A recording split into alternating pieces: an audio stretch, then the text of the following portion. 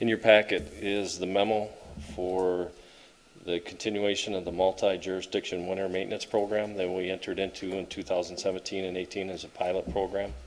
And at that time, we ran it that year and every year continuous till this year. Just asking for your okay to sign that and continue with the same program that we have in the last 3-4 years. So. I think with some of the new faces we have up here, Gary, if you could just a quick background. We started a few years ago, and how the account reconciliation takes place with the work that we do and so forth would be helpful. Basically, at that time, there was some changes in the state work with jurisdictions from Ottawa County to Kent County. So Kent County spread their districts out a little bit into Ottawa County. They started doing some of the roads to the west of us, and they asked us that if we could fill in, do M11 and M45. At that time, they wanted us to go out to almost all the way out to Grand Valley, but we backed it off within the city limits because that way we didn't have to be responsible for that stuff more out to the college, because I mean, we all know with Michigan winters that, I mean, you drive a half mile and it can change. So we drew that back into within the city limits on M11 and M45. And the first year, I mean, everything worked out good. Our trucks go down those roads anyway at times to get from point A to point B. So basically we have one truck that's assigned to those M roads, M11 and M45. So we split the time up. I mean, in a regular shift, you may get 2 or 3 hours or 4 hours, depending how much snow on the M roads, and then that truck will help out down in the South District or hop in the Platts. And then if they need to, they'll get back out on the M roads, and they'll help out back on the M roads to make sure those are the way they need to be. So basically, it's worked out well. I think it kind of, the level of service, you know, was from the state is we didn't want to drive down Remembrance and then hit our section of Remembrance when one section is icy or snow covered where we got that covered. And I think that kind of works through the whole thing on the M45 and the M11 corridors. So basically the rates are set by C rate, Schedule C off the MDOT schedule rates, and then our operator with benefits. And then that de-icing, that mineral storage and handling, that's just for handling the material. And then at the end of the year, Kent County supplies us back with the salt. So if we use 200 ton, they give us 200 ton on their contract. So that's basically it. And then the 17% for overhead and supervision. So that's it in a nutshell. Any questions, comments? I have a couple of questions, Mr. Mayor. Go So first, I want to ask, so is this generally the same terms on contract that we've had in the past years? Yep, exactly the same. Just bumped it 2% this year.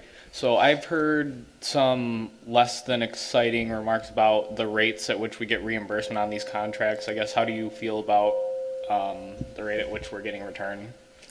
Well, I mean, it was set when Mark was here yet in 17 and 18, and we discussed it. And like I said, it's on the C rate, and the rate of benefits is what we figured for manpower and benefits. I think it's fair. You know, I just know I've heard, like, specifically more at the county level, where I think they're doing a little bit bigger loads of MDOT road or whatever that might be. I've heard folks having some issues with the rate that they're being reimbursed at for some of these county road commissions who have opted out of the program entirely, which has kind of led to some more unique negotiating and new contracts breeding out of that. right, our neighbors to the west a little bit. That's why they got out of it, and that's why Kent County picked that up at that time. Right. So, yeah, I don't have a really good answer, but I think these rates are fair. Okay. So. Answers my question. Commissioner Kent? I just think, you know, if we're covering our cost and expenses, it's a win-win for the motoring public, and for us, I think it's a great program, and it's from what I could see, it's worked well. So, thank you. Our guys do a great job, and I'll leave it at that. Thank you. Commissioners? I just wanted to say thanks for doing it. I appreciate the collaborative effort, and I think that reflects well on everyone involved. Thanks. I think we're good, Gary, so just maybe some head nods or hands in the air if we could give some indication where it sounds like we're comfortable with renewing this then. All right. All right, Gary, so we're good to go then with that. Go ahead and get the contract going, so. Okay, so why don't we do this then, to make it official, then we'll cover, yeah, because there is a resolution for the yeas and nays, so any other discussion on the Kent County Multi Jurisdictional Agreement to provide snow and ice removal on M11 and M45? Going once, going twice. I'll entertain a motion for approval then. I'll make that motion. Motion for Commissioner DeShane. Do I have second. Support for Commissioner Heisinger. Any other discussion? All those in favor, please say aye. Aye. Those opposed? Motion passed. Perfect, thank you. And I know we'll do the same thing, Daryl, with the asset management plan when Travis gets through then. So Travis is passing out an updated report from what was in the commission agenda, just a couple of typos fixed on that. So I was going to kick this off for him while he's doing that. One of the first things that Travis did when he came on board here 14 years ago was go to an asset management conference. And when he came back from that conference, he had his usual excitement, and he came back in a whirlwind of energy and excitement, talking about this budget decision tool idea that we could implement for asset management with our roads. And it was a great plan. We've done that. We've been doing it since, I believe, 2007. And we're really happy about the way that helps us to determine how much money we have to spend on the roads, what type of fixes we have to do. We've given presentations to the commission a number of times, usually every 2 or 3 years. And I think most recently we've given some kind of one-off presentations, just like over a breakfast or a lunch, to new commissioners to try to explain to them what's going on. We're overdue for a few more of those. So if we don't say this at the end, if anybody has any questions, we'd be glad to meet with you one-on-one and go through some of this stuff. But what we're required to do now, the Transportation Asset Management Council, which is a fairly new council for the state, is requiring that the top 123 road agencies have an asset management plan that deals with a variety of subjects, most importantly roads and bridges. We are 122 on the list of 123, so we barely meet the threshold for doing this. And we met with them and we said, do we really need to do this? We're already doing a great job with the asset management side of this. And they said, yes, you do, but you can give us a much leaner, slimmed down version of what everybody else is going to do. So that's what we have for you tonight. Travis has done a good job taking a very big template and weaning it down into something that's a little bit more appropriate for the way that we do this successfully with a little bit of a smaller agency. And so he's going to walk you through that. And Gary and I will chime in from time to time with a couple of thoughts and maybe historical perspective to help out.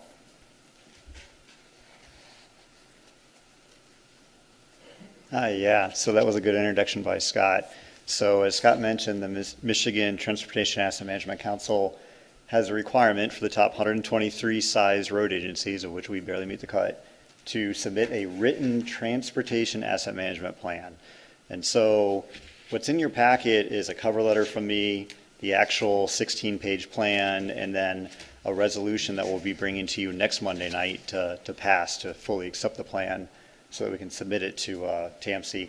But today, I kind of wanted to talk you through the plan and also get into a little more detail on asset management. It's kind of like an onion. We can keep peeling back layers. I will try to keep this briefer tonight.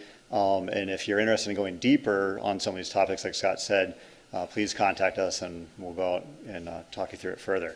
So without further ado, what is transportation asset management? I think maybe 20 years ago, the word asset management was kind of newer and kind of how to define it. Seems to be in our nomenclature a little more today. But it's just taking care of knowing what you have and taking care of it. And what I want to highlight here is this is a Public Works Department, what do we call these, Gary? Street cards. So we've actually got this little file index card, large index card file box that has all these index cards in it, that has every street in the city of Walker from different points, point A to point B, that says this is when it was built, this is how it was built, this is how it was been maintained over the years. And on that card right there, I think it says 3 Mile Road, Peach Ridge to Walker Avenue, built in 1961. And we got some maintenance on there in 65 and on down the line. So we've been doing asset management since the 60s. It was just in an index card box. So in the early 2000s, the Michigan Transportation Asset Management Council kind of came on the scene, and they're an organization that is over the years kind of becoming more and more prominent as they grow. And like Scott said, we went to some of their very first trainings on asset management and employed some of the tools, some of the newer tools to help us do asset management a little bit better. Right after that training, we came here in 2007. That's a cover slide from whenever that was, 13 years ago, when we were talking to the city commission about transportation asset management in a little more detail on what we were learning from TAMC. And that brings us to modern day, to today, or in 2018, there's a Public Act 325 that was passed by the state that said the top 123 size road agencies must have a written asset management plan. We've all been doing asset management, but they wanted us to put it down in writing how we were doing it. And oh yeah, by the way, you don't get any funds to do this, just do it. And if you don't, we'll take away your money. So those are always fun to comply with. But at the end of the day, transportation asset management, this is kind of the mantra. You want the right fix on the right road at the right time. And a lot of times they liken this to taking care of a vehicle. If you have a brand new vehicle, you do all the oil changes on it and such, just like if you have a brand new road, we might be out there crack sealing and putting down a little bit extra oil or something on it just to make sure the new roads stay new. At some point, some of your roads become like an old beater truck. And at that point, you just try to keep them alive until you get a whole new road out of it. Because at that point, it's more than just the pavement. It's also the stones and the sand underneath it that need to be replaced. We'll get into that in a little more detail. Back to the right fix on the right road at the right time. This was in our presentation in 2007. I think Scott came up with this idea of the three-legged stool, right? It's pretty stable. In Walker, we pride ourselves on kind of having a balance between these three things. There's technical data, which we'll get into in a second, that we gather on our roads. But then there's also local experience. Roads don't all behave the same, and our DPW knows this. There's certain roads that we just are getting way more life out of for whatever reason, probably good drainage underneath of it.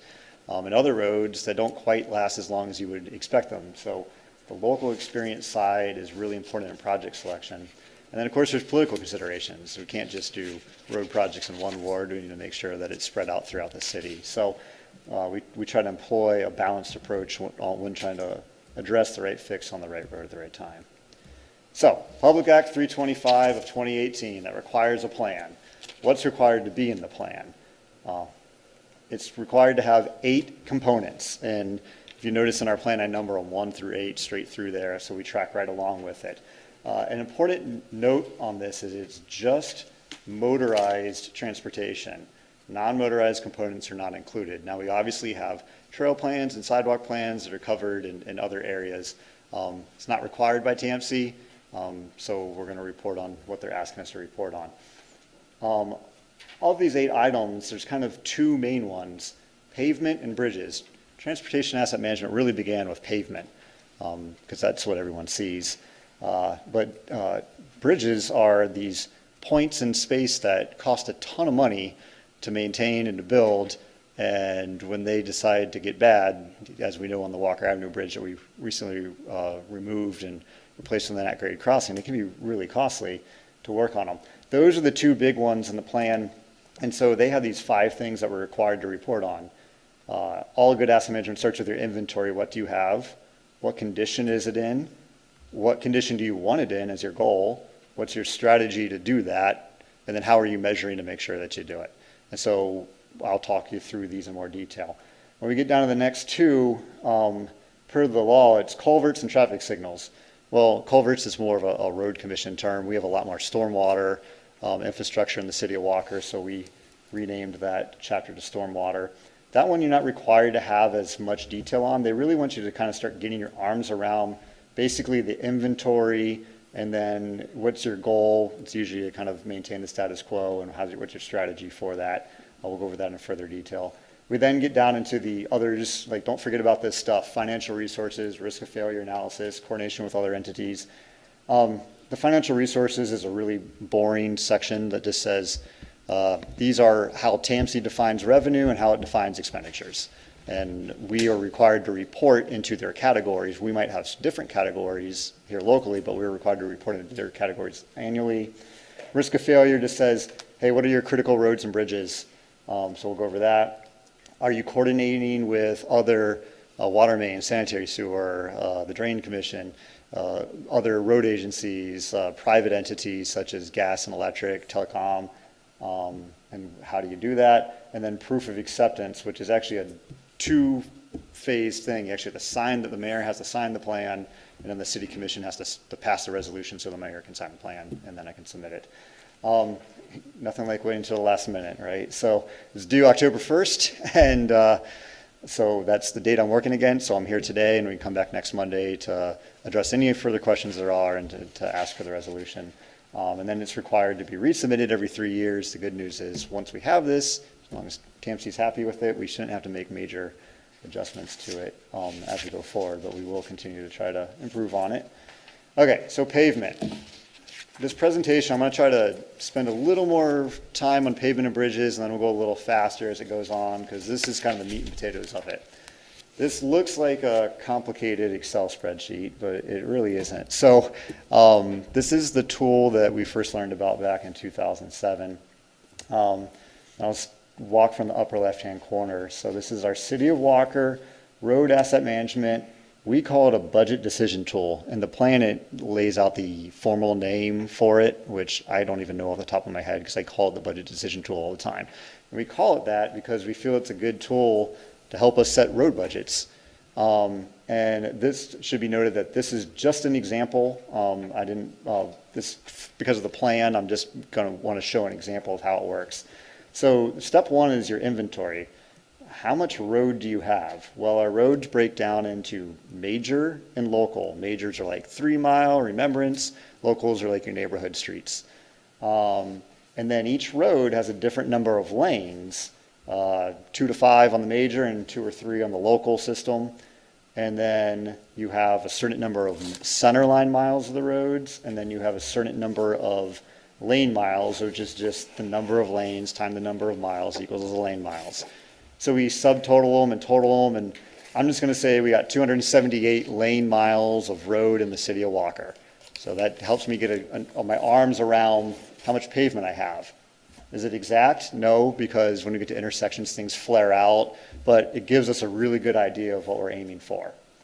So once we understand what we have in our inventory, we get into the aging process. And this is just a statement to kind of wrap our brains around.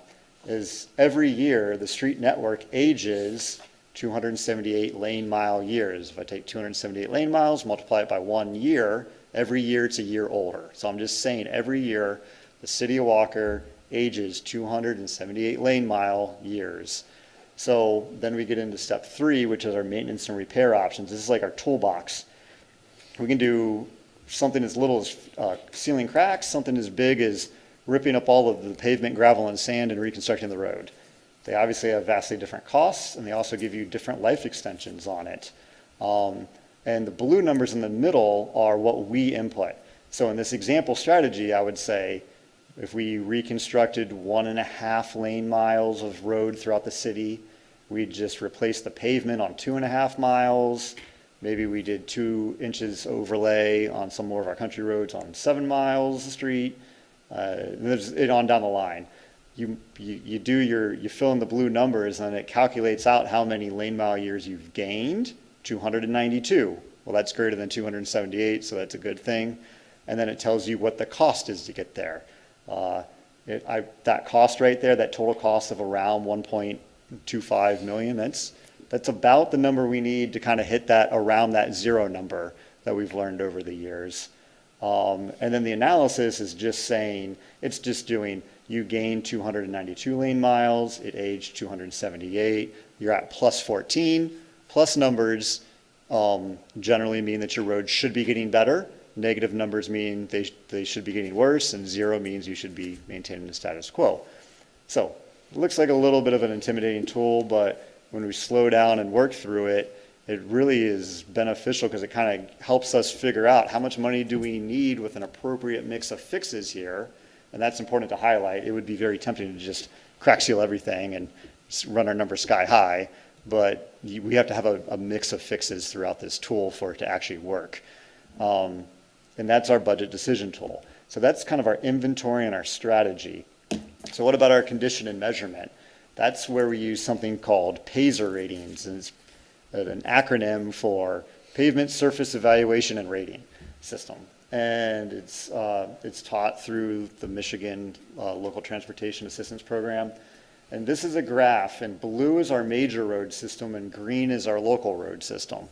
So we're required to rate our major road system every year. Our locals we do every 1 to 3 years because we have to pay for that, whereas there's funds available outside of the city funds to do the major system.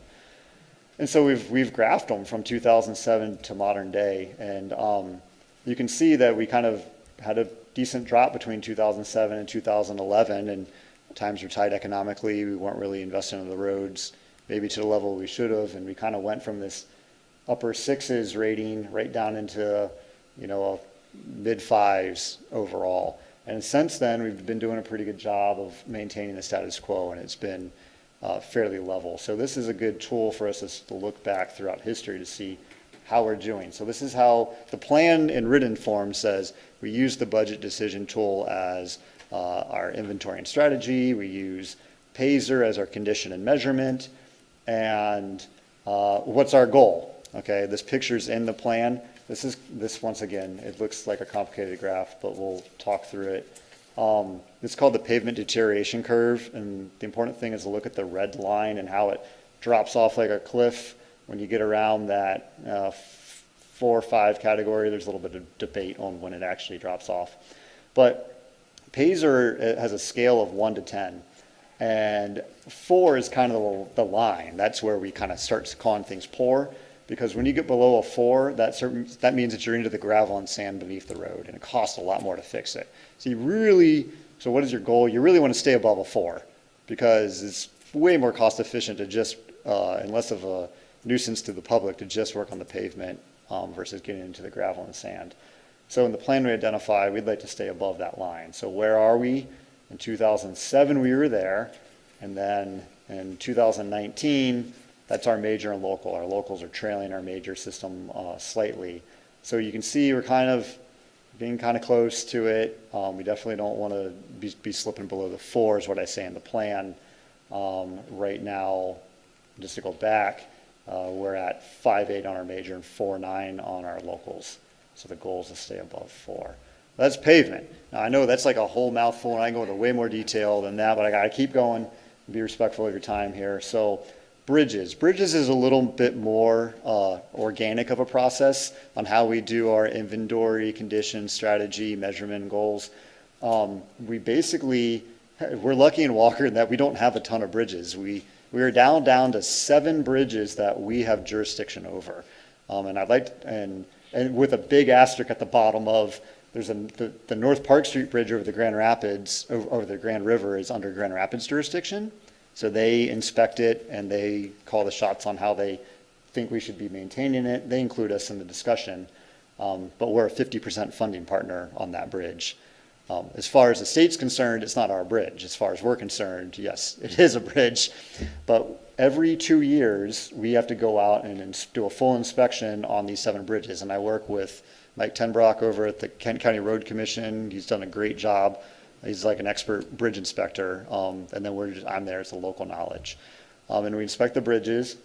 And we inspect these 7 bridges. And you can see in Walker, we've got 7 bridges that range in age from being built in 1930, so what was that, 90 years old, to 2011.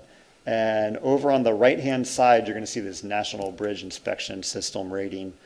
That's a 1 to 10 scale that is a result of our bridge inspections we do every year. So you can see we've got a lot of 7s and 8s, and we've got 1.5 and 1.6. The goal, once again, is you want to stay above 4. 4 is where the Walker Avenue Bridge that we just ripped out was a 4, and it was getting ready to become a 3. And so I'm glad it's gone, because that was by far our worst bridge in our inventory. So this is kind of our inventory and our condition and our rating and our strategy as we do our inspections. And our strategy is also, we do bridge projects, and we do actually do a lot of them. What is that? That's 7 bridge projects since 2017 that's up there, including North Park over the Grand River. And some of them are small fixes, and some of them, like the Alpine pedestrian bridge and the Walker Avenue bridge, we actually ripped the bridges out, which is great, because that's one more thing in our inventory we don't have to maintain in the future. If there's no need for it, then we might as well get rid of it. So we're lucky in Walker that we don't have hundreds and hundreds of bridges like a large road commission has to maintain. We got 7. So we inspect them every other year, and then I'm out there probably every few months looking at them for one reason or another, and we're able to do a lot of preventative maintenance on them or just get rid of some of them altogether. Okay, now we're into the smaller component, and the presentation will pick up on speed here. Stormwater or culverts, we have stormwater in the city. It's really about try to start getting your arms around your inventory and try to state what your goal is. Well, the goal is to maintain our stormwater, and luckily we did a stormwater asset management plan back in 2017. We got a grant to do that, to help us identify all of our buried storm sewer systems and open ditches throughout the city.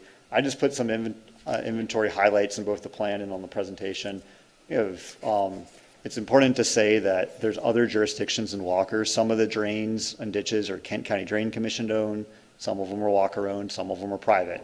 So there's even more stormwater than this, but this is just the city of Walker's inventory of stormwater.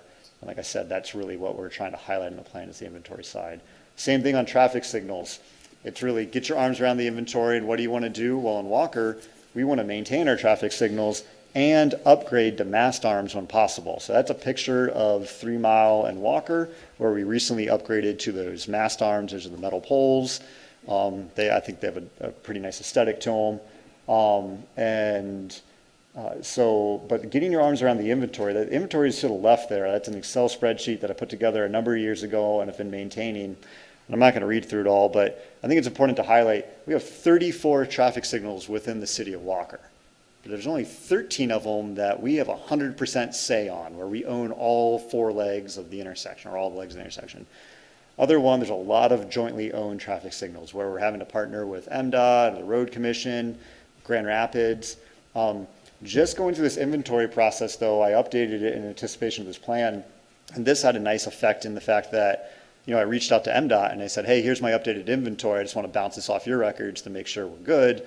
And the records it was a train wreck. Like, we actually had to adjust it. And this is important because that's how we bill out electric, how the electric bill gets split up and such. So that stuff's been fixed on the back end. So good parts of doing asset management. There's some of these things behind the scenes that it helps clean up. Okay, the financial resources, like I said, that section, we're starting to get into the section of just don't forget about this stuff. In the actual plan, it's just definitions of expenses and our revenues and expenses. I don't want to read those to you, so I decided I would do a little example. We have a new neighborhood come in, let's say Valley Site Farms down there off of Sunset Hills, and they have 3 new streets. So you know that we come before you with a center line descriptions and a resolution to accept the streets in the public system. Once everything's built to our standards, we accept it from the developer. I then fill out a bunch of paperwork. That's one form, submit it to MDOT. MDOT looks at it and says, yep, Travis, that looks good.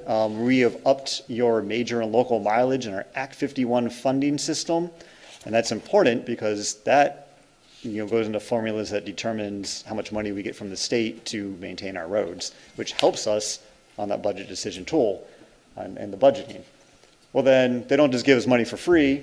They make us report, how are you maintaining all your roads over all the years? Tell me what roads you worked on from point A to point B and what you did. So we do that. And then Dan DeVries, bless his soul, has to go out and find numbers for all of these things and get all the receipts compiled and report numbers for all of these projects, for all of these roads. And then just before Christmas time, Scott's always super happy to sign this financial plan along with Dan to say we are spending the money in a correct manner and everything that we just submitted to you through all those screenshots is accurate.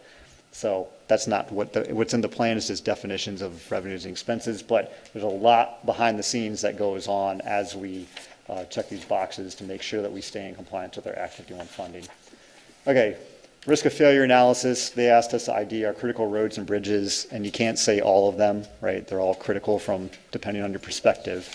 So this is kind of a big picture look at it. Bridges are critical points in the city's road network. When a bridge is out, there's a long detour to go around. And I think Scott was telling me about, this predates me, but I think for a number of years, Grand Rapids had the North Park Street Bridge out, right? Grand Rapids and Walker, and it was closed, and you had to go, what was the detour, Scott? You had to go... all the way up to the north, due to the bridge wasn't in place yet, so it was very long, so you could only go south to Ann Street. Or north of the Beltline or something, right? Like, It was all the way around. yeah. So bridges are important because they result in long detour routes. And I made a point, I'm not going to let any opportunity to highlight this go untouched. I made a point in the plan to put a special emphasis on the Fruit Ridge over I-96 bridge. We've been applying for federal grants with it, and we're going to keep working on it till we can get that to occur. But if I can highlight it, that is probably the most critical bridge in the city of Walker. Well, it's not in our jurisdiction, but I'm still going to highlight it in my plan because it's important to us. There's also this thing called the National Highway System that are basically like federally important routes. A lot of these are identified a number of years ago. There's two main ones in Walker. There's the Wilson 3-mile Fruit Ridge corridor to get you to 96, kind of the northern section of Wilson. It's because of all of the northbound traffic and access to the highway. And then the Remembrance Road corridor. I think this Remembrance Road historically was used as an alternate emergency egress from Grand Rapids to points northwest. It's also critical from the city standpoint of its access to fire, police, city hall, all the city services. So those are obviously critical routes. The 3-mile road corridor is important because that's the emergency alternate route to I-96. It doesn't happen very often, but when you shift I-96 traffic all the way on 3-mile, it is a major to-do. And we scramble to start changing traffic signal timing and institute some emergency plans when that has to occur. And then the commercial corridors, Wilson, Lake Michigan, and Standale, Alpine Avenue, just the high volumes in the commercial access. Coordination with others. This really breaks down into public infrastructure and private infrastructure. I'm glad to say in West Michigan, we've got great coordination with all of the public infrastructure components. Stormwater, we manage a lot of in Walker, and we have a good working relationship with the Kent County Drain Commission.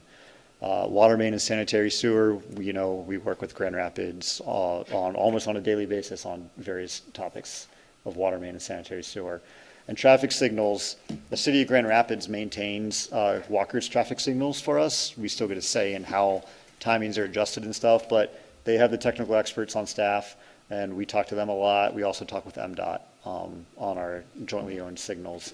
So that coordination is going, I would say, very smoothly and very well. Private infrastructure, I want to highlight DTE. They've done a great job working with the city. They've proactively reached out to us and said, hey, here's the projects we have upcoming on your in the major and local streets under your jurisdiction. We just want to coordinate with you so that we can time our projects appropriately. It's a win-win, helps us out, helps them out, and we appreciate their effort on that. Consumers Energy, we have a decent working relationship with them. It gets a little convoluted because there's ITC and METC owned corridors and other companies that own the high voltage distribution lines. But we do keep open lines of communication with them. And then this last one, it says phone, cable, telecom, but they might as well all be the same in today's environment. It's just whatever, communications. AT&T and Comcast, and then all kinds of telecommunications companies, whether it be Verizon or T-Mobile and all of their various subcontractors. That I know keeps DPW on their feet.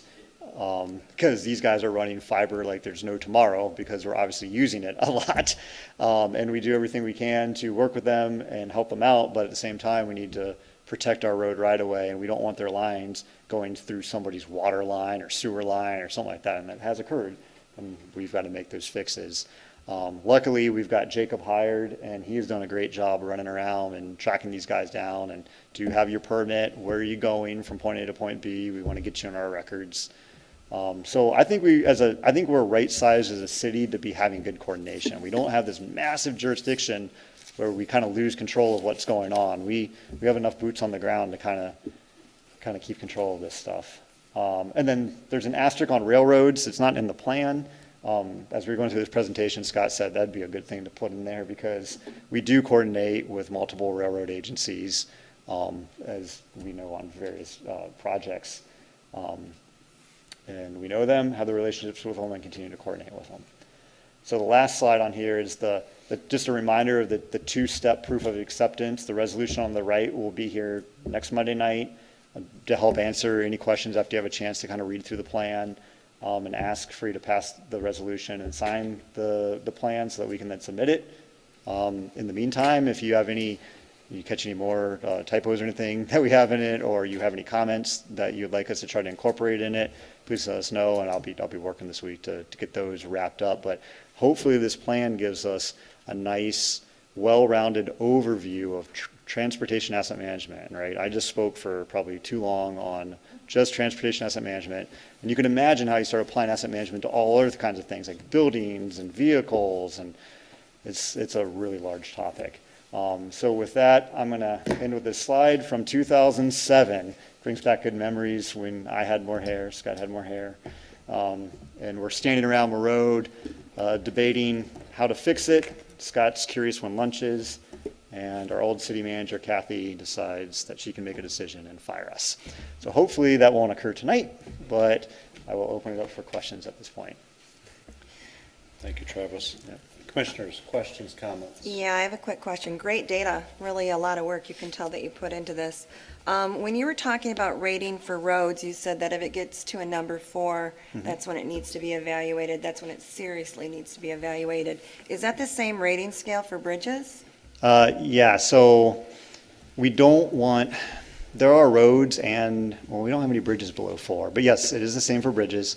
And we start evaluating them when they're above that, because a lot of times we don't want them to get to that. Okay. Now, there are roads that are below that. It just means that we then are faced with a tough decision of, do we just try to put Band-Aid fixes on things and keep it going along until such time that there's enough money to do the right fix? What you don't want to do is the wrong fix, like the intermediate fix when it really needs a full rebuild, or you don't want to do something too small. But yes, it is. Both the roads and bridges are on a 1 to 10 scale, and 4 is kind of the hard line. Let's not get there, right? Yeah, we want to try to avoid that. Okay, thank you. Yeah, and I'd like to just chime in a little bit on that. I had the good fortune at one time to be working on the 21st century infrastructure package, as we called it, at the state level, so including the legislation that we are enacting today. Okay. Oh, great job. Oh, yeah. Yeah. Well, I think that at the time when we drew that 100 certified mile standard, I probably could have done to advocate for a little higher number. But no, but I think this is good, and I think that we, of course, have been a good actor in terms of asset management in a more comprehensive way of thinking, and I'm happy to see this. One thing, do we have an inventory available of road conditions? So, Yeah. like of our ratings? Every road. Would you be able to send that out to us? Yeah, we can send it out to you. Yes, we have them for major and local, and we have them sometimes in large segments, sometimes in small segments. Right. But I try to sort them by like alphabetical order and stuff, so it kind of makes sense. Actually, how we've been doing this is, in the past, I would go out and rate the roads. We're now trying to pass the torch on to what was it, Pat and Tom and DPW to get them trained up on this. Got it. And but then I get the data from Metro Council, I sort through it, and then I turn it over to Gary, and I'm like, hey, Gary, here's the list, man. Good luck, and let me know how we can help. And but like I said, we get the technical data, and then we want the experiential side. But yes, we can certainly get the list to you. Are you interested in having it? I can email it all Yeah, to you. that'd be great. I just think it would be interesting to kind of get a feel for where we're at in terms of asset quality and get our hands around where are we going to be looking at it. I mean, obviously you guys come to us with recommendations, but just getting some eyes on what the conditions are Yeah. now and what we can kind of expect in terms of what's going to need improvement. Yeah, now, I want to say that when we do that graph that I showed, that's a lane mile weighted average. So when I give you the sheet, you're gonna be like, Travis, there's like 3s and 2s on here. And yeah, Yeah. they are, but I weight them for how long they are. And so that's how Right. we get this average, number. Right, which is that's an interesting little tidbit there because the lane miles versus the road miles. Road and miles, yes. how those equations kind of skew the information If, at if times. Gary had his druthers, he was like, could you do a calculation on square footage? And I was like, no, man.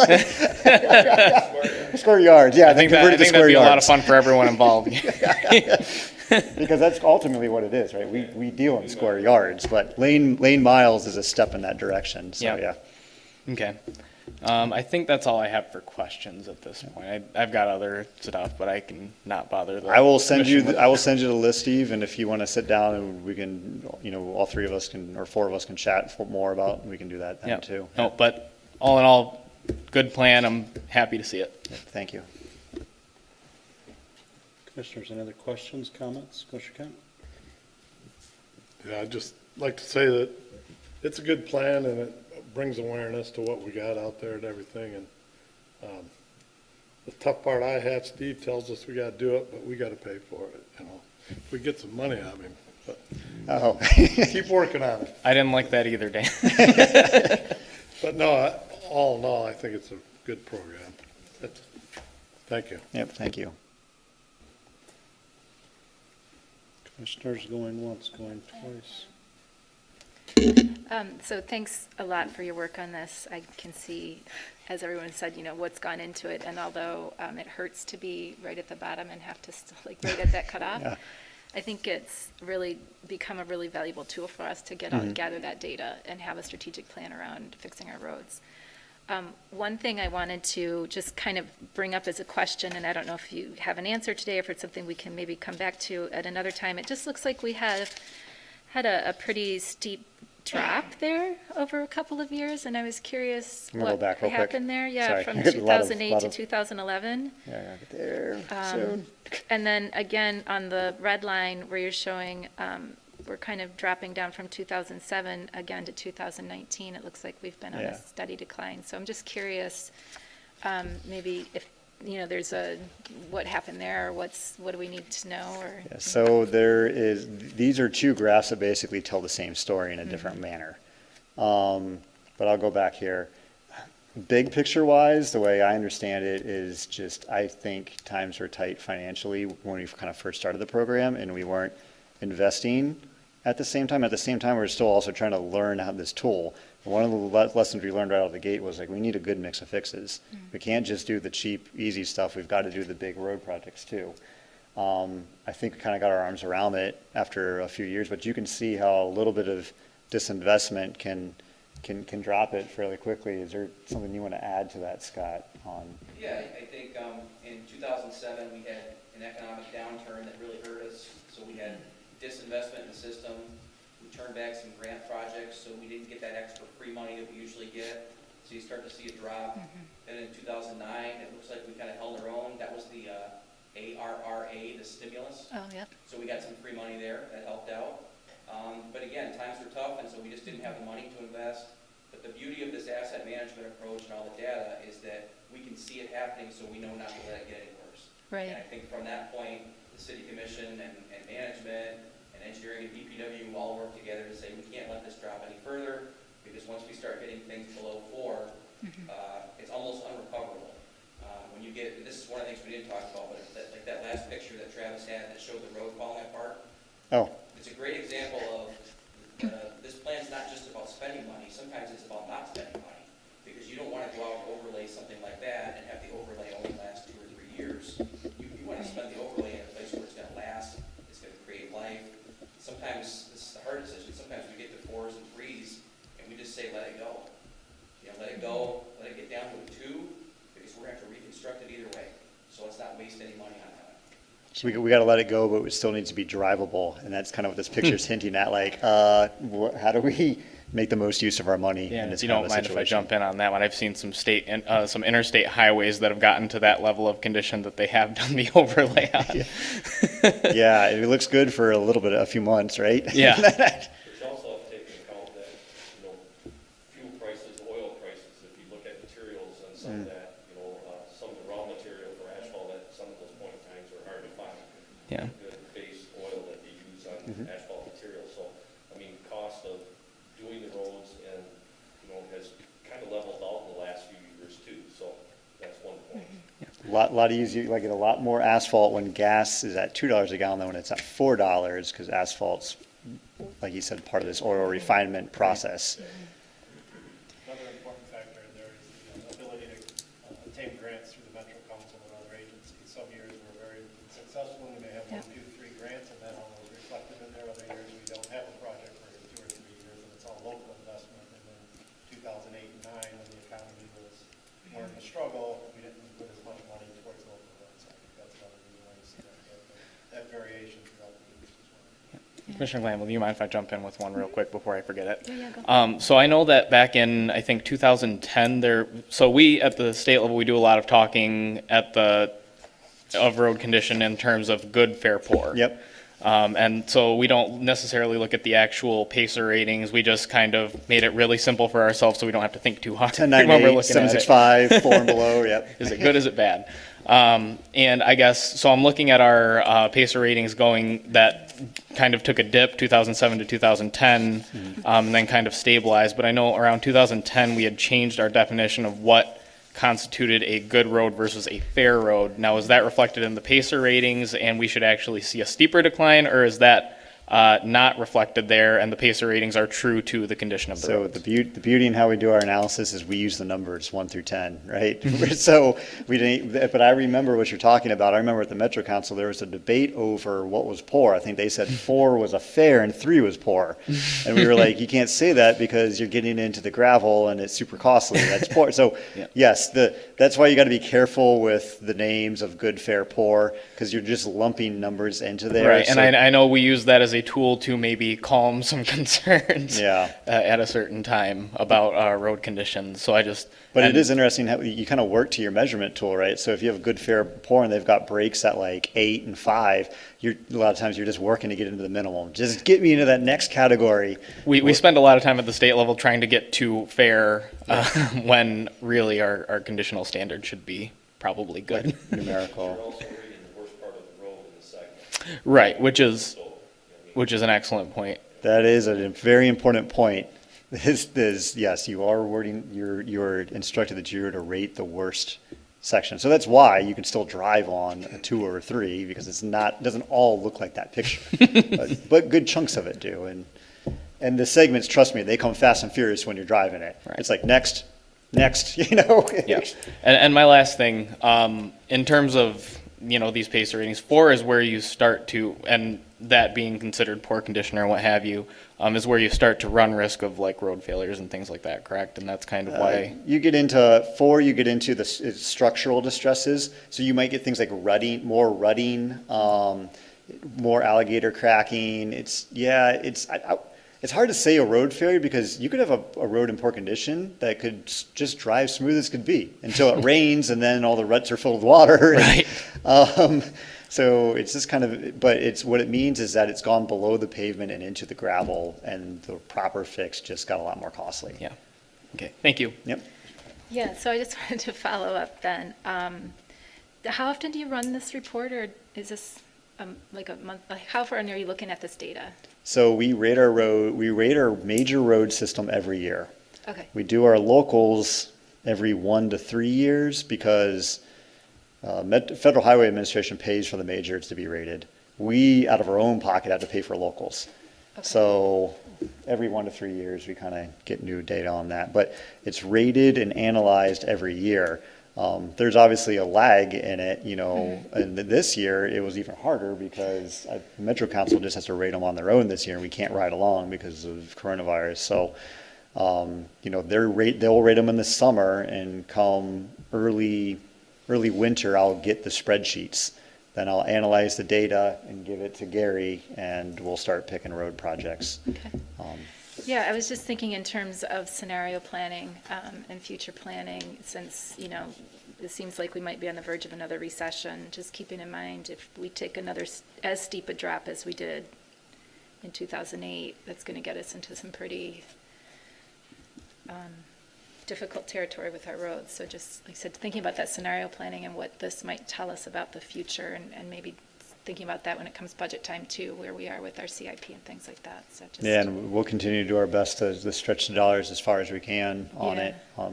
well, and just for us too, to be mindful of, we can't let it slip from where it is now down as much as it did before. So just as a council, something to be mindful of. Yeah. Thanks. Commissioners, anything else? Thank you. A lot of work, Travis. And I know you're definitely put some sweat equity into this, so thanks for all the work on it. And we'll look for the next Monday night then. Okay, thank you. Cool. All right, staff reports. Any questions on the 13 different departments in these staff reports? Daryl? Just if I could, before Yep. we jump into that, while Scott and Travis are still here, I was wondering if Scott can give you a brief update of our two big projects, the Walker and Northridge, before they're excused, before we're on the transportation scenario here. I know we're way over on time, so I'll go fast here. Walker Avenue has been done now for a couple of weeks with one exception, and that's been listed in our staff report, and that is the activation of the railroad signal and the crossing books. Those were energized on Friday. As we know, working with Consumers Energy can sometimes take a lot longer than we like, and the project got done way faster than we were expecting. When you put those two together, the recipe wasn't very good at the end there. So we've been under a stop and flag order since the road was opened back up again. As of, again, Friday, they hooked up the electricity. The testing was all completed, or was being completed today. So assuming that everything went well, it's active right now, and we'll find that out in the morning. So we're in really good shape there. Everything should be fully operational. We just need to do a walkthrough out there. We have talked about doing some kind of a ribbon cutting. It's difficult to do much of a ribbon cutting in the COVID era, but we thought maybe if we could work with the Coopersville-Marne Railroad and get a railroad to come through and get maybe a picture or photo opportunity with the hardcore kind of project partners, which would be Bissell, Camden Road Voots, the contractor, the railroad, City of Walker, MDOT, some of those folks that were heavily involved. Something kind of small. It's important to celebrate things like that because that was a very, very hard project, and to have it come in ahead of time and within budget was pretty special. So that's kind of the update there. Northridge got its final layer of pavement today, so tomorrow that'll be striped. That one is a little bit behind schedule, but we were pretty loose with the schedule because there's nothing for it to extend and connect to right now. It's just a dead end. So what you're going to see for the next month is Gary's guys are going to put in a barricade at the beginning of that road to show that there's nothing down there. We don't want anybody going down there and goofing around. We've already had some graffiti problems and things like that because it's quiet. But in about a month, the other piece of Northridge will connect to that. The private end, which we're calling Northridge East, which is being done by Visser. They're working very, very hard now to get that ready for all the different projects they have lined up within their development. And they're assuring us they'll be done with that in time to pave it, which to us means November 1st, to them probably means November 15th, and we'll argue about that 2-week period in between, whether we like to put new pavement down or not. But we think we're in great shape there as well. So all is well. Any questions? Congratulations on the two great projects. Thank you. Good. Thanks, Scott. All right, no questions on staff reports. Let's start with our comments. I'm sorry, I did have a question on one of the staff reports. Just a quick check-in with the police department. I was wondering where we are with the school liaison. Any?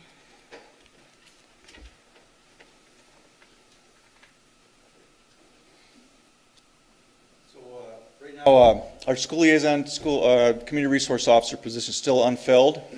We're still working with staffing issues because of the COVID.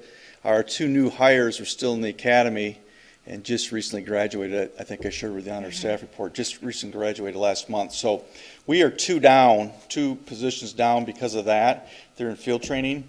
We also have one officer that's on long-term medical right now, so that puts us down 3. and the priority is still going to be staffing the road patrol. Sure. So without the full-blown schools in session and some of the community events that we typically host being on standby right now, that position is still unfilled. We did interview for the position about 6 weeks ago, and we have some candidates that are available. We have to bring our staffing levels up before Sure. we can fill up. Okay, great. I just wanted a little update on that. Thanks. Sure. All right, moving on, commissioners, managers, mayor's comment. We'll start to the right, work our way around. Daryl? Just briefly, I know there was reference today from Travis on Brookridge Avenue and applying for grants. We were notified that we were not successful again this year on the Build grant, so we'll regroup and try again on that. We heard that's a critical link in our infrastructure, so we'll continue to push for that. The only other item I just want to give you an update on is CARES Act funding. It's been a hot topic for the last several months. We finally received several of our or notification that we were approved for some of our money for CARES Act funding, so we'll be working on distributing some of that, the hazard pay, the public health, and public safety payroll reimbursement, and then the revenue sharing replacement. We received notification of approval of all those, and then we're also still working with Kent County on the allocation to their CARES Act money at the county level. So again, hats off to Dan DeVries. We're kind of working through all that stuff, and very positive, and we were just notified of a couple of those earlier, actually Friday, and then earlier today. So, good news there. That's all I have. And I think important to note on that too, none of that money is factored into our budget dollars right now. That money is setting off to the side as it comes in now, and that'll be hedging bets for any revenue drops probably in the mid-year budget adjustment. So. And I guess somewhat related to that, the auditors were here last week, and they're kind of finishing up the audit too, so we'll see where the end of the year is, and I'm sure we'll have some areas to spend that on at some point, or we'll put it in reserve for future as part of our fund balance. Good. Thank you. Clerk? The only announcement I have is I had said that I applied for a grant for elections, and we were happy to receive confirmation this morning that we received the grant, and it was actually more than I expected, so it was $9,265. So that will come in great help this year. Yep, absolutely. Good, thank you. I don't think I have any comments. Okay. Carol? It's Commissioner, thank you. A couple of things. I went to a few meetings just recently. Waste to Energy had a special fall meeting. We had agreed last spring to meet again to discuss what some of the, what we can do better maybe as a region when it comes to waste management. And a couple of things that I'd like to bring before the group and potentially with community engagement and also with Nicole, our new communications person. Two of the simplest things we can do in the region is really be recycling cardboard and plastic, because those are what they call high heat values. And when those go through the incinerator there at the waste to energy plant, it really causes a lot of issues. And because it's high heat value, we won't get into the technical aspects of how it all works, but we need those things to stay out of the incinerators as much as possible. So I'm wondering what we might be able to do some kind of campaign community-wide, do some education, get people to recognize the importance of separating that clean cardboard and plastic out. So I'll probably be in touch with you, Commissioner Heisinger, to see what we might be able to do there. And then secondly, I am also on the Kent County Community Action Advisory Board, and they have been the recipient of quite a bit of CARES money this spring and summer, and so they have extra funds available, particularly for winterization and housing assistance. So if there's anybody in our community who has a need and maybe wasn't eligible before or has had problems with the system or something, you know, there's a little bit extra there this year, so please encourage them to join. And I've also become a part of the strategic planning task force with KCCA, so I'm looking forward to the work we're going to be doing, setting the agenda for community support and community improvement. And then finally, I wanted to address the incidents from this past week, you know, as well as document for the record a disturbing pattern of unethical behavior on behalf of Mayor Carey. On Monday, September 13th, I posted on Facebook commending our public safety officers for their excellent work. And on Tuesday morning, Mayor Carey's responded in a shockingly unprofessional manner in a scathing rejoinder. Rather than contact me to clarify his interpretation and alert me that dozens had contacted him with concerns, he chose to rant against me, waging a personal attack on my character and reputation. All this on a Facebook page that appears to be an official page for the City of Walker. This is not the first time the mayor has attacked me. In January of this year, he displayed similar behavior in a phone call when I questioned his committee appointment methods. His response at that time was to attempt to coerce my vote by threatening my seat. He warned me that he would not be endorsing me and knew of at least 2 to 3 people prepared to run against me. To be clear, I was not soliciting his endorsement. I was asking him to follow the official procedure. Given this threat, coupled with his public endorsements of my opponent, would lead one to believe that his outrageous response on Monday is an attempt to use his position to discredit me for personal political gain, in this case, the election of his preferred candidate. Committee appointments are not the only procedure Mayor Carey has thwarted.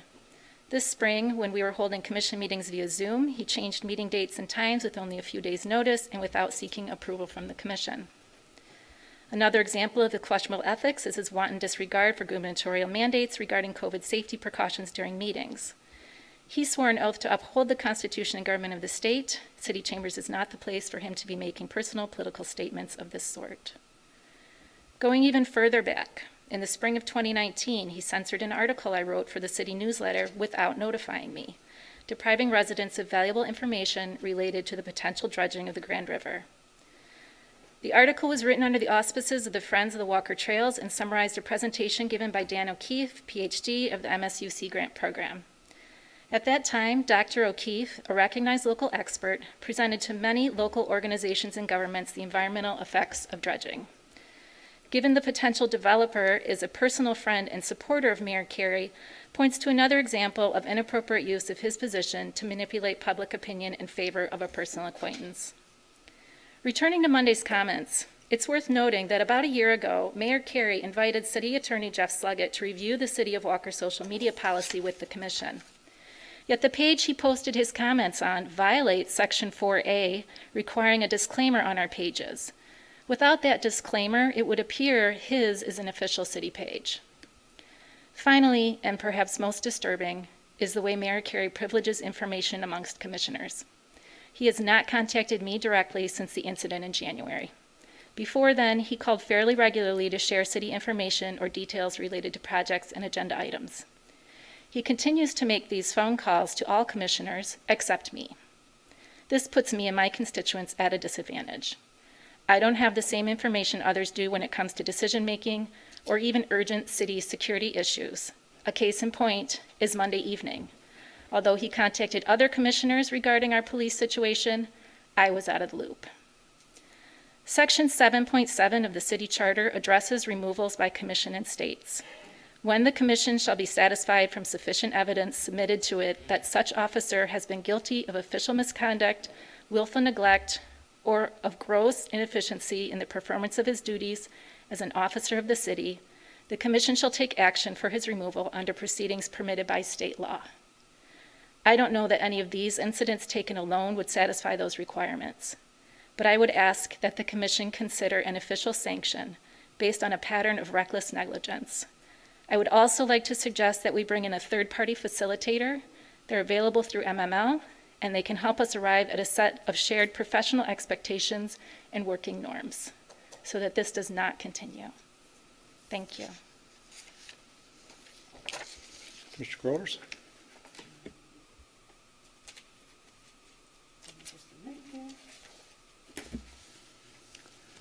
Remove my mask, so hopefully it will be clear enough. And I also am going to read something. I have not spoken with Carol about this, just Commissioner Glanville about this, just so you all know, because it is on the same subject. It is unfortunate that we have gotten to this point. In reviewing the social media policy, I read under number 4A and B, and I'm going to read this. Use of personal social media. Officers and employees who use social media for personal use are reminded that they are personally responsible for the content of the social media they create. An employee's personal perspectives, opinions, or postings must not cause damage to the city or its interest. If you use social media, under A, if city affairs are referred to, make it clear that the views you express are yours alone and that they do not necessarily reflect the views of the city. The city speaks through City Commission, acting as a body, and its authorized designees. You should neither claim nor imply you are speaking on the behalf of the city unless expressly directed by an authorized city official. If you identify yourself as a city officer or employee, refer to the work done by the city government, or are speaking or writing about city-related topics or issues, you are required to include the following disclaimer in a reasonably prominent space. And I quote, "The views expressed on this post are mine and do not necessarily reflect the views of the city, its commission, or its departments or interests."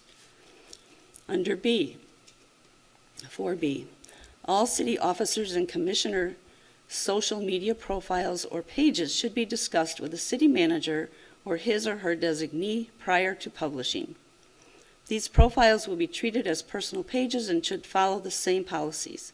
Some employees or city officers, as part of their job duties and responsibilities with the city, are subject to additional guidelines describing the content they are entitled to create and any restrictions or policies that apply to their individual circumstances and personal use of social media. And under D, do not use any city logo or any city-branded images on your personal social media sites unless you have prior authorization.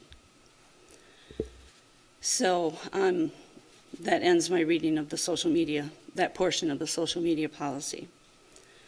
So after reviewing this policy, Mayor Carey, I would request that you make it clear that your Facebook page is your personal page and your opinions are not the opinion of the city or the city commissioners, myself included, as it reflects on me.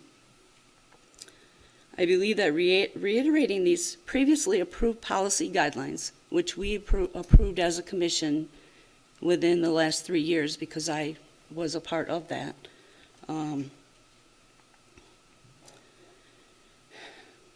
believe that reiterating these previously approved policy guidelines and ensuring that we as a whole are all compliant, it will protect us all in the future. I should not have to say more, and I will not say anything more. Thank you. Commissioner Heisel? Okay. I have a question. If one of us were to contact Mr. Sluggett, is that a cost to the commission? Yes. To the city? Well, okay, sorry. All right, I was just curious. Thank you. Commissioner Kemp? Well, I have a son. My wife and I have 3 children. The oldest, U.S. Army, 20 years plus. Spent time in Iraq, Afghanistan. ISIS is still out there and working on cybersecurity. Have a daughter that's a school teacher. You know, some people think it's a good thing to go shoot up the schools. So I also have a son that's a Kent County sheriff. To see things on Facebook and on the news media. We used to get a couple commissioners and the mayor and talk things out. But what's said on Facebook sometimes, it's not what you say, it's how you say it. And the other day my wife says, "I got to read this to you." And she read this Facebook post. To say the least, she's very, very upset, and it was very difficult for her to read it. And after listening to it, I just felt insulted. As being a commissioner, I felt, you know, everybody, with the police department, the city employees, the city commission, you know, we're all being insulted, and it's not right. And, you know, if you want something you bring something to the commission, you know, it's your vote plus 3 other people. It's not going to pass. If you bring it to the commission, and the commission can decide to move it or drop it, you know. And I told my wife, I said, I guess we're in the wrong neighborhood because some people live in a community about like Mayberry. And I just find it very difficult and very upsetting. And as far as I'm concerned, if anybody owes anybody an apology, it's not the mayor. Thank you. Thank you, Commissioner. I have nothing on my comments. Next on our list is public comment. I do see some faces out in the audience, so I'll turn over at this point. If you would come up, please. Mayor Carey, I will set the timer to help you. I think we're good. Thank We're you, good? Clerk. Okay. Yep. Go ahead. Mayor, Council, my name's Tim Lewis. Do you need my address or anything? No, I think we're good. Thank you. I've been a police officer 34 years. I retired the day of the riots. I represent police officers. I've represented your police officers here in the city of Walker. And you're absolutely right, Commissioner Kent, it's how you say it. Buzzwords. Law and order, they're not buzzwords. That's what we gotta stand for. Listening to the chief on his report to you, 2 new officers out of the academy. Brand new out of the academy. That's what you're getting nowadays. Nobody wants to be a police officer because of buzzwords of law and order. I read your post. I went back and forth with your husband. I understand your post was maybe hours before that incident. But let me remind you, October 13th, 2011. October 13th, 2011, 22 days from now, we will have a 10-year anniversary of the loss of Trevor Slott.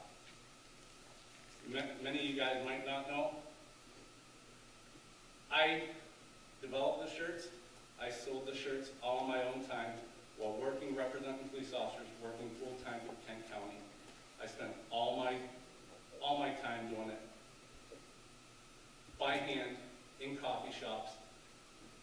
As of this year, I started a company from the day of my retirement. It's called Hold the Line. We hold the line between chaos and civility. Those people in the riots, those people that don't like police officers, we're here to support these guys. We just raised over $26,000 for Trooper Star from the Lakeview Post, which is near and dear to me. That's my son's partner. 34 years, I've never lost a partner. I've lost a lot of friends. It doesn't matter if I know them or not. Law and order is what we got to stand up for. They're not buzzwords. They shouldn't be taken for granted. You live in Walker.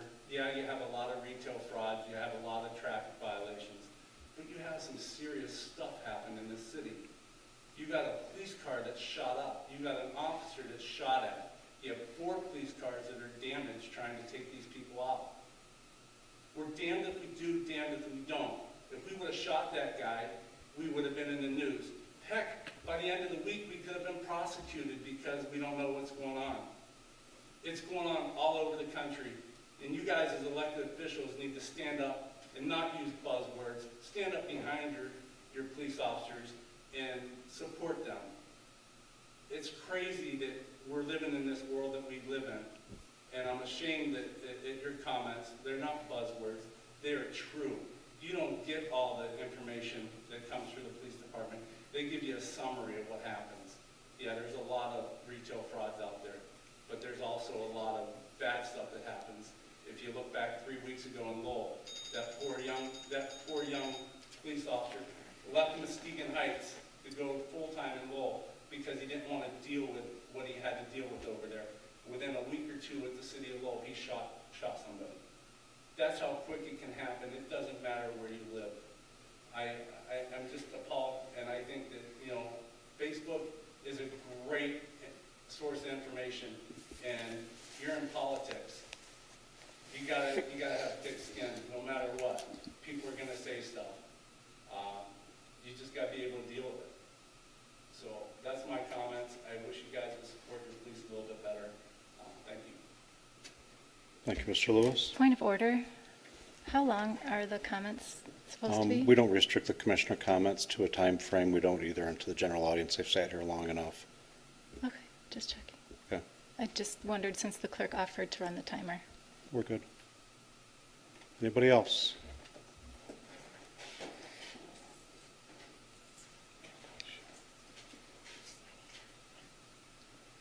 Good evening. My name is Jennifer Van Single Atba. I'm a police officer for almost 18 years. I've been a Walker resident for a year. In my time in law enforcement, I've worked closely with the Walker Police Department, and many times they've come to my aid. And I can't be more gracious and thankful for them. And I'd like to do a quick thank you to Chief Long and your police department. I love you guys, and I really appreciate everything you've done. I don't know if anybody violated the social media policy. That's not for me to decide. That's for the board to address. What I would like to do is thank Mayor Curie for speaking out on behalf of your law enforcement, because right now law enforcement's hurting. We don't feel supported because it's the vocal minority that's attacked. So for those who have stepped up and said thank you and have acknowledged us, for those who have come to us privately and thanked us, for those who have worked alongside of us and thanked us every day, I just want to thank you for your support, for your votes, for the approval of police department funding. Just thank you for doing that, and thank you for those who have spoken out in support of us. Your words touch us to our hearts, and it's very heartfelt, and I can't thank you enough. Thank you. Thank you. Any other public comment? Sure, I'll go. Bruce DeWitt, spelled with a lowercase d. I honestly cannot believe how blown out of proportion this whole thing has gotten. I will admit, maybe buzzword was the wrong word that you used in the post. So what? Really? You went after her with one word? Take that buzzword out of that whole post. And there was really nothing wrong with it. Instead of chastising her publicly in that manner, you could have actually spun the way, in a different way and said, hey, we do live in a safe neighborhood. I love our police. And I'll tell you what, I do love our police. I'm not sure if you read social media, but it's my employee who hit somebody, and one of your officers was very kind to him, and has gotten, I don't know, 200 and some odd likes. That gave it, but I think everybody supports the police. I support them completely. I have a nephew who's a Walker police officer. Carol's neighbor is a Walker police officer.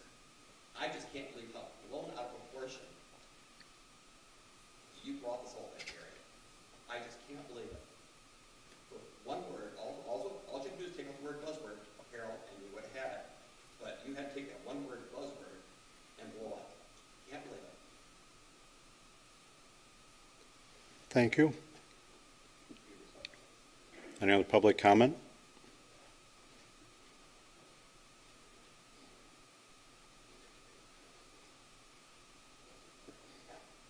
Good evening, Commission. Matt Walker. There can be no faith in government if our highest offices are excused from scrutiny. They should be setting the example of transparency. On September 14th, 2020, Commissioner Glanville, while campaigning on the Citizens of Walker Community Facebook page, made comments that at best could be considered poorly worded, as many here tonight have also expressed, and at worst to be disparaging towards law enforcement. As bad as those comments were, however, I found her actions after them to be even worse.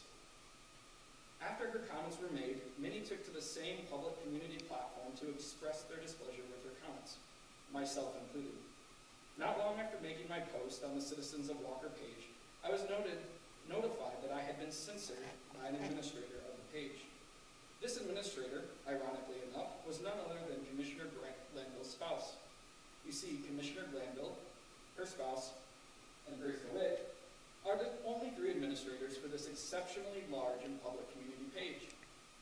I messaged Commissioner Glanville and her spouse regarding my censorship. Commissioner Glanville claimed she had no idea why I was censored. Could be debated. And her spouse initially claimed that I was not entitled to free speech on a private page with rules. Fun fact, the page was public then, but has since been made private by Commissioner Glanville's husband, of course. The rule that was claimed that I had broken was that of discussing politics. I soon came to find out that I was not the only one censored from the group, and that other community members, some of which I was told were also law enforcement officers, had also been censored for expressing their displeasure with Commissioner Glanville's comments. Over the preceding days, I attempted to engage in dialogue with both Commissioner Glanville via her public Facebook page and her spouse to better understand why I was targeted and to offer Commissioner Glanville a chance to be transparent about her association with the page and the action she and her spouse were taking to censor comments that they did not agree with. I do not have enough time allotted to go through the entirety of those dialogues, but I have compiled an appendix with various screenshots of the exchanges should anybody want them. I can, however, summarize the exchanges as a direct attempt to censor vocal citizens of which it is clear Commissioner Glanville does not agree with. This has resulted in a lack of transparency, integrity, accountability, and frankly, at times, outright lies by Commissioner Glanville. If you need any further evidence that Commissioner Glanville and her spouse's actions were anything other than intent to censor those they disagreed with, you only need to look at a post that is still publicly available on the Citizens of Walker page. The post was a question from a citizen asking, if the page is now private, perhaps the administrator should be voted on by its members.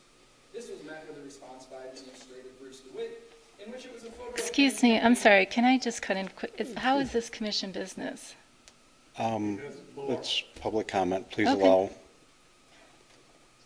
This was met with a response by Bruce DeWitt, in which it was a photo of him campaigning for term limits in the city of Walker. I messaged Commissioner Glanville's spouse as an administrator about Bruce's comment to see if he too would be censored for 30 days as it was clearly discussing politics. He initially claimed he was not aware of the post. However, after pointing out that he was one of the 2 people to like Bruce's post, he said he would be deleting his comment, but no action would be taken against Bruce. It was at this point I became completely banned from the Citizens of Walker page for once again trying to bring transparency to the unethical behavior of Commissioner Glanville. All of this begs the questions to your point about why this is commission business, Commissioner Glanville.